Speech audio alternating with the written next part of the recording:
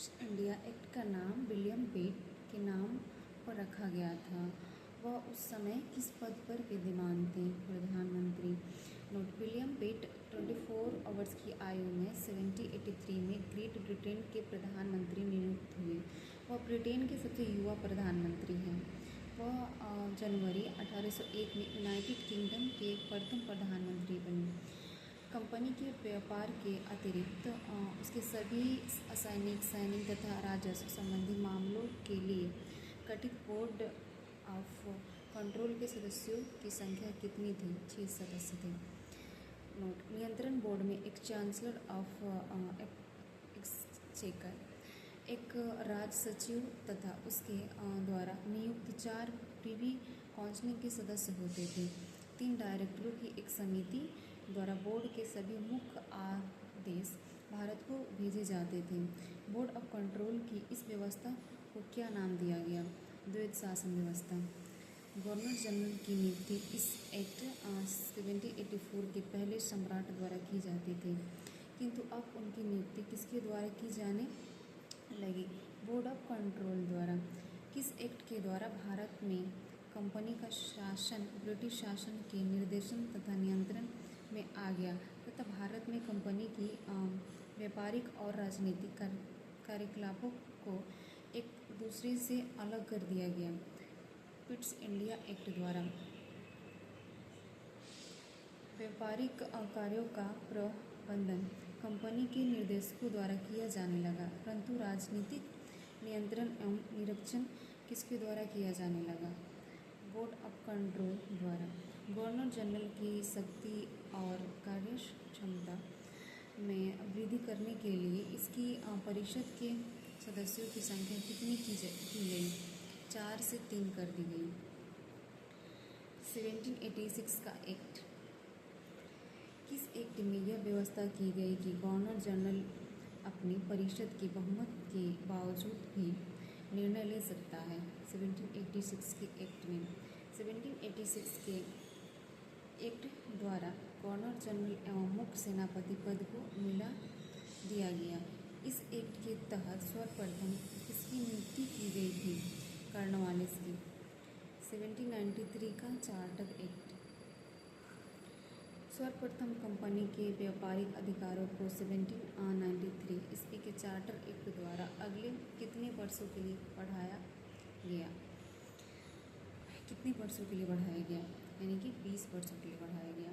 Board of control के सदस्यों तथा कर्मचारियों के वेतन भारतीय राजस्व से दिए जाने की व्यवस्था किस एक्ट द्वारा की गई थी? ये भी 1793 के एक्ट द्वारा। 1793 के चार्टर एक्ट द्वारा किन महानगरों के लिए एक नगर निगम के गठन की व्यवस्था की गई थी? तो मद्रास, कलकत्ता एवं मुंबई। 1813 ईस्वी का चार्टर एक्ट। किस अधिनियम द्वारा सर्वप्रथम भारतीय प्रदेशों पर क्राउन की प्रभुसत्ता का दावा किया गया? 1813 ईस्वी के चार्टर एक्ट द्वारा। इस एक्ट में भारत के निवासियों के लिए साहित्य एवं विज्ञान का प्रसार करने के लिए प्रतिवर्ष कितने रुपये खर्च करने का प्रावधान किया गया? 1 लाख रुपये का। चार्टर एक्ट 1813 द्वारा किस अधिनियम के प्रचारकों मशीनरी को भारत आने और अपने धर्म के प्रचार करने की सुविधा प्रदान की गई? ईसाई धर्म को। किस एक्ट के द्वारा कंपनी के व्यापारिक एकाधिकार को समाप्त कर दिया गया तथा सभी ब्रिटिश नागरिकों को भारत के साथ व्यापार करने की अनुमति प्रदान की गई? 1813 ईस्वी के 13 के चार्टर एक्ट द्वारा। कंपनी की व्यापारिक एकाधिकार को 1813 ईस्वी के चार्टर एक्ट द्वारा समाप्त कर दिया गया तथा परंतु किस पर उसका एकाधिकार बना रहा? चाय एवं चीनी के व्यापार पर। कंपनी के सैनिक और असैनिक कर्मचारियों के प्रशिक्षण की व्यवस्था कहाँ की गई? क्रमशः हेल्बरी कॉलेज एवं एडी स्कूल में। 1833 ईस्वी का चार्टर एक्ट। कंपनी द्वारा चीन के साथ व्यापार और चाय के व्यापार का एकाधिकार किस एक्ट द्वारा समाप्त कर निःशुल्क व्यापार को भारत में लागू किया गया?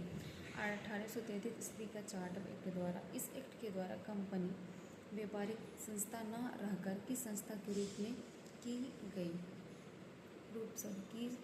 संस्था के रूप में जाने जाते हैं? प्रशासकीय निकाय के रूप में। इस एक्ट के द्वारा बंगाल के गवर्नर जनरल का भारत के गवर्नर जनरल के रूप में पुनः नामकरण किया गया। अतः इस एक्ट द्वारा भारत का सर्वप्रथम गवर्नर जनरल किसको नियुक्त किया गया? Lord Mountbatten. ब्रिटिश जनता बिना लाइसेंस के भारत में भूमि किस एक्ट के द्वारा खरीद सकती थी? 1833 के चार्टर एक्ट द्वारा। किस एक्ट द्वारा कोई भी भारतीय केवल धर्म, जाति, मूल, वंश और वर्ण के आधार पर सरकारी सेवा के लिए अयोग्य नहीं होगा? 1833 ईस्वी के चार्टर एक्ट द्वारा। गवर्नर जनरल की परिषद में एक नए सदस्य विधि सदस्य के रूप में नियुक्ति की व्यवस्था की गई। इस पद पर नियुक्ति पाने वाला प्रथम सदस्य था Lord Macaulay. Board of control का प्रेसिडेंट किन विषयों का मंत्री होने लगा? भारतीय विषयों का। 1833 के चार्टर एक्ट द्वारा भारत में किस प्रथा को अवैध घोषित किया गया? दास प्रथा। 1853 ईस्वी का चार्टर एक्ट। बंगाल के लिए लेफ्टिनेंट गवर्नर की नियुक्ति की व्यवस्था किस अधिनियम के द्वारा की गई? 1853 के चार्टर एक्ट अधिनियम द्वारा। 1853 के चार्टर एक्ट के तहत भारत के लिए पृथक विधान परिषद की स्थापना की गई। इस परिषद में सदस्यों की कितनी संख्या थी? कुल 12 सदस्य थे इसमें। 1853 के चार्टर एक्ट द्वारा किस सदस्य को परिषद का पूर्ण सदस्य बना दिया गया? विधि सदस्य को। विधान परिषद द्वारा पारित विधेयकों को कौन वीटो कर सकता था? Governor general. विधान परिषद में वाद विवाद का प्रारूप मौखिक था। परिषद में कार्य की प्रकृति कैसी थी? गोपनीय या सार्वजनिक। चार्टर एक्ट 1853 के तहत किस सेवा के अंतर्गत भारतीय अधिकारियों की नियुक्ति के लिए खुली प्रतियोगिता परीक्षा की शुरुआत की गई? भारतीय सिविल सेवा। कार्यपालिका का विधायी शक्तियों के पृथक्करण के लिए सर्वप्रथम प्रयास प्रारंभ किया गया था 1853 के चार्टर एक्ट द्वारा। सर्वप्रथम संपूर्ण भारत के लिए एक विधानमंडल का प्रावधान कब किया गया? 1853 के चार्टर एक्ट द्वारा। 1853 के चार्टर एक्ट द्वारा सर्वप्रथम विधान परिषद में किस सिद्धांत को स्वीकार किया गया? क्षेत्रीय प्रतिनिधित्व के सिद्धांत को। भारत के लिए पृथक विधान परिषद। 1853 के चार्टर एक्ट के तहत भारत के लिए पृथक विधान परिषद की स्थापना की गई। इस परिषद में 12 सदस्य होते थे। Commander in chief, governor general के 4 सदस्य तथा 6 सभासद विधान परिषद के सदस्य होते थे। इन 6 सदस्यों में बंगाल के मुख्य न्यायाधीश, कलकत्ता सुप्रीम कोर्ट का एक न्यायाधीश और बंगाल, मद्रास, बम्बई एवं आगरा इन 4 प्रांतों के प्रतिनिधित्व शामिल थे। इस प्रकार भारतीय विधान परिषद में सर्वप्रथम क्षेत्रीय प्रतिनिधित्व का सिद्धांत पारित किया गया। दास प्रथा और उस पर प्रतिबंध। दास प्रथा प्राचीन काल से सिर्फ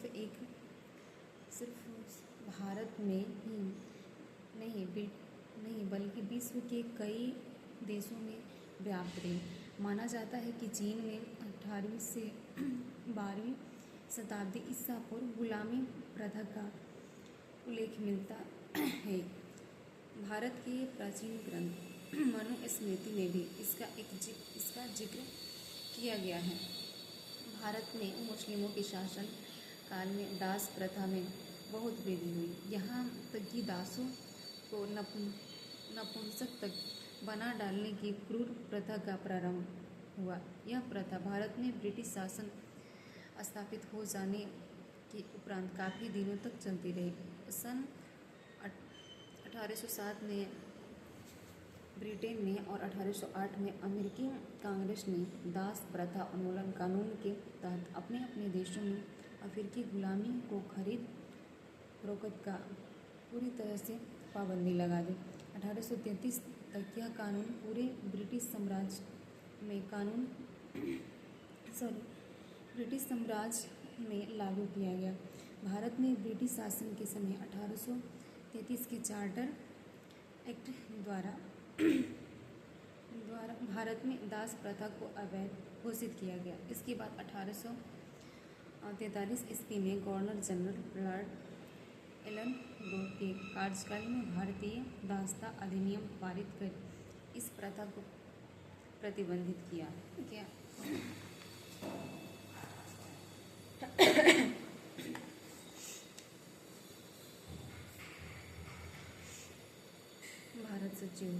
भारत सचिव या भारत राज्य सचिव secretary of state for India पद का निर्माण 1858 में किया गया। बोर्ड ऑफ डायरेक्टर्स एवं बोर्ड ऑफ कंट्रोल के समस्त अधिकार भारत सचिव को सौंप दिए गए। भारत सचिव ब्रिटिश मंत्रिमंडल का एक सदस्य होता था। फलतः वह केवल ब्रिटिश संसद के प्रति उत्तरदायित्व होता था। उसकी सहायता के लिए 15 सदस्यीय भारतीय परिषद का गठन किया जाता था, जिसमें 7 सदस्यों की नियुक्ति बोर्ड ऑफ डायरेक्टर्स एवं शेष 8 की नियुक्ति ब्रिटिश सरकार करती थी। इन सदस्यों में आधे से अधिक के लिए यह शर्त थी कि वे भारत में कम से कम 10 वर्ष तक रह चुके हों। भारत सचिव इस परिषद का अध्यक्ष होता था। भारत सचिव व उसकी काउंसिलिंग का खर्च भारतीय राजकोष से दिया जाता था। लॉर्ड स्टैनली प्रथम भारत सचिव थे।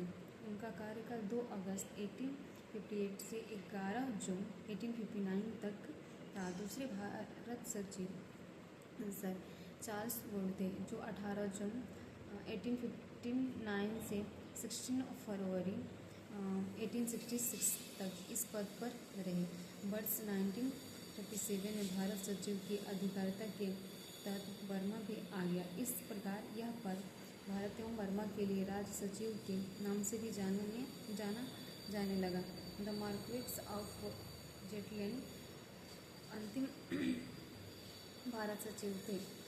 यही वह पहले व्यक्ति थे जिन्होंने भारत एवं बर्मा के लिए राज्य सचिव का पद धारण किया। इस पद पर रहने वाले अंतिम व्यक्ति द अर्ल ऑफ लिस्टोवेन थे, जिनका कार्यकाल 14 अगस्त 1947 से 4 जनवरी 1948 तक रहा। इसके पहले इस पद पर लॉर्ड पैट्रिक लॉरेंस 1945 to 47 तक थे। बर्मा में ब्रिटिश शासन 1754 ईस्वी में अलोपाया ने शान एवं वान साम्राज्य को जीतकर बर्मी वंश की स्थापना की थी, जो 19वीं शताब्दी तक रहा।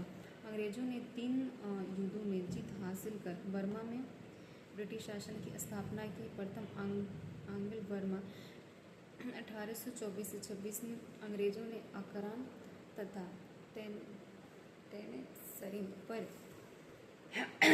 अधिकार प्राप्त किया। द्वितीय आंग्ल बर्मा युद्ध 1852 के फलस्वरूप बर्मा का दक्षिण भारत इसके अधीन हो गया तथा तृतीय आंग्ल बर्मा युद्ध 1885 में संपूर्ण बर्मा पर इनका अधिकार हो गया। 1886 में पूरा बर्मा ब्रिटिश भारतीय साम्राज्य के अंतर्गत आ गया, किंतु 1935 ईस्वी के भारतीय शासन अधिनियम के अंतर्गत बर्मा को भारत से अलग कर दिया गया। 1937 से विधिवत बर्मा को भारत से अलग करके उसे ब्रिटिश क्राउन कॉलोनी उपनिवेश बना दिया गया। 15 अगस्त 1947 को भारत को तथा 4 जनवरी 1948 को बर्मा को ब्रिटिश राज से आज़ादी मिली। मार्ले मिंटो सुधार भारत परिषद अधिनियम 1909 को मार्ले मिंटो सुधार इसीलिए कहा जाता है क्योंकि जब एक एक्ट पारित हुआ तब भारत के वायसराय लॉर्ड मिंटो तथा भारत सचिव लॉर्ड मार्ले थे। लॉर्ड मार्ले भारतीय प्रशासन में सुधारकों के समर्थक थे और लॉर्ड मिंटो उनके विचारों से सहमत थे। इसीलिए उनके द्वारा किए गए सुधारों को पार्लियामेंट्री सुधार के नाम से जाना जाता है। इसके द्वारा चुनाव प्रणाली के सिद्धांत को भारत में पहली बार मान्यता मिली। गवर्नर जनरल को कार्यकारी परिषद में पहली बार भारतीयों को प्रतिनिधित्व मिला तथा केंद्रीय एवं विधान परिषदों के सदस्य को सम्मिलित अधिकार भी प्रदान किए गए। साथ ही इस अधिनियम द्वारा मुसलमानों के प्रतिनिधित्व के मामले में विशेष रियायतें दी गई। वास्तव में सरकार इन सुधारों द्वारा नरमपंथियों एवं मुसलमानों का लालच देकर राष्ट्रवाद के उफान को रोकना चाहती थी, जिसमें वह कुछ हद तक सफल भी रही। 1909 के सुधारों से जनता को नाम मात्र के सुधार ही प्राप्त हुए। ऐसी परिस्थितियाँ बनी कि विधानमंडल और कार्यकारिणी के मध्य करवाहट बढ़ गई तथा भारतीयों एवं सरकार के आपसी संबंध और ज़्यादा खराब हो गए।